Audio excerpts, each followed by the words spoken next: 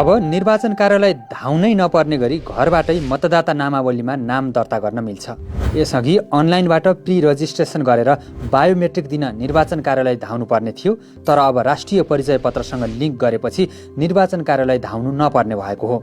निर्वाचन कार्यालय धाउनै नपर्ने गरी कसरी घरबाटै मतदाता नामावलीमा नाम दर्ता गर्ने त? आउनुहोस् स्टेप बाई स्टेप जानौँ। सबैभन्दा पहिले applyvr.election.gov.np मा जानुहोस्। त्यहाँ नयाँ दर्ता भन्ने अप्सनमा क्लिक गर्नुहोस्।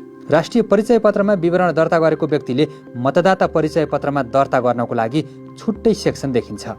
सबैभन्दा पहिले राष्ट्रिय परिचय पत्र नम्बर राख्नुहोस्। जन्म मिति र नाम लेख्नुहोस्, थर लेख्नु पर्दैन।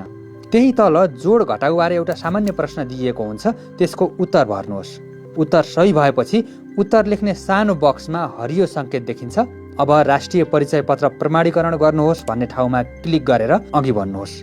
एकपटकमा प्रमाणीकरण नभएमा पुनः क्लिक गर्नुहोस्। प्रमाणीकरण भइसकेपछि तपाईँले स्थायी ठेगाना सेक्सनमा प्रदेश, जिल्ला, पालिका, वडा नम्बर र मतदान स्थल भर्नुपर्छ र पुछारमा रहेको अर्को लेखिएको ठाउँमा क्लिक गरेर अघि बढ्नुपर्छ।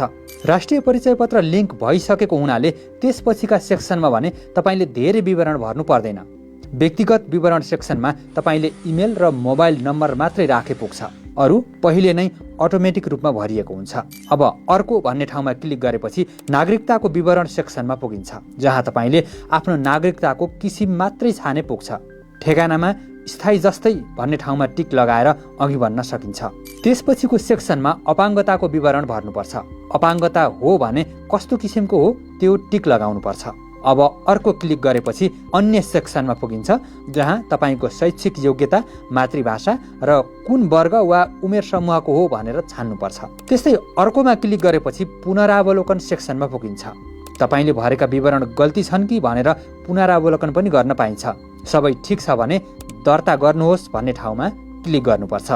यति गरेपछि तपाईँको मतदाता नामावलीमा नाम दर्ता भयो। यसको जानकारी तपाईँले अघि राखेको इमेलमा प्राप्त हुन्छ।